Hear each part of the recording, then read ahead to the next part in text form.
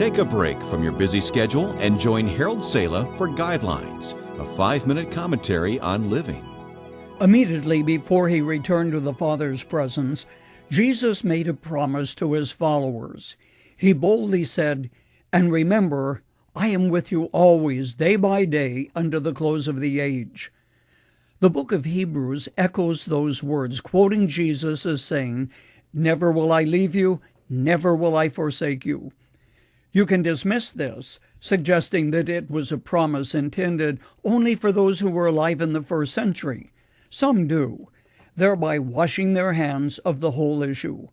But if you are honest, you have to say that promise was made to all of God's children.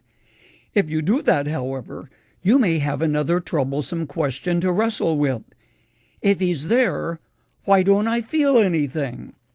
Now you are putting your finger on the pulse of the misunderstanding, and thereby reducing a great truth to something which must be felt to be authentic and genuine. There are reasons why many never feel the Lord's presence and that He's not nearby. Perfectly valid reasons, too. One factor is that this promise was made to God's children. And to expect a non-believer to sense the warmth of His presence is too much to expect. Others, though, are simply too busy to notice that He's there. They're unaware of His presence because they have no time to read His letters, no time to hear His gentle voice, and certainly no time to cultivate a relationship with Him. They are somewhat like Jacob, who came to Bethel and used a stone for a pillow. After he had a dream of angels ascending and descending to heaven, something reminding him of God's protection, he cried out, "Surely the Lord is in this place, and I knew it not." As the songwriter put it, He was there all the time. Then others never experience His presence or impact in their lives because their lifestyles are completely out of harmony with God's will. Do you think Jonah sensed the presence of God as he fled for Tarshish? Or that Judas felt an awareness of God as he asked for 30 pieces of silver to betray Jesus? Of course not.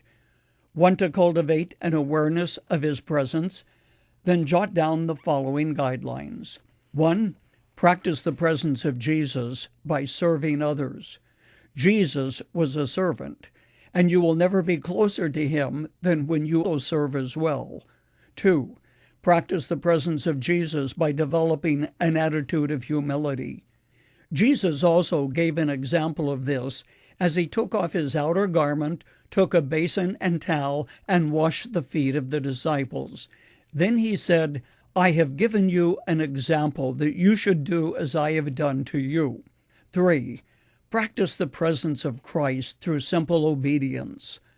I am reminded that God has not given us the burden of understanding, but the mantle of obedience, leaving the reasons to His watch care. Peter tells us, "To this you were called, because Christ suffered for you, leaving you an example that you should follow in His steps." My old nature, though, wants to reject this for an easier solution, one that doesn't exist. Practicing simple obedience in the small matters makes it easier to comply in the larger ones.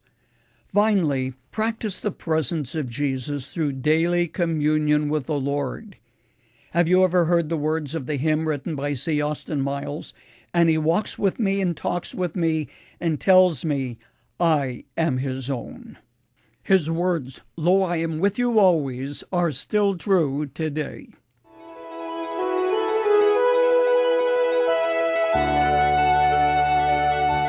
You've just heard Dr. Harold Sala with Guidelines, a 5-minute commentary on living. If you would like to listen to the program again, download a copy, subscribe to our e-commentary, or view other resources, visit guidelines.org. We would like to hear from you, too. You can email us at info@guidelines.org. That's info@guidelines.org. Thanks for listening, and we invite you to join us again for the next edition of Guidelines.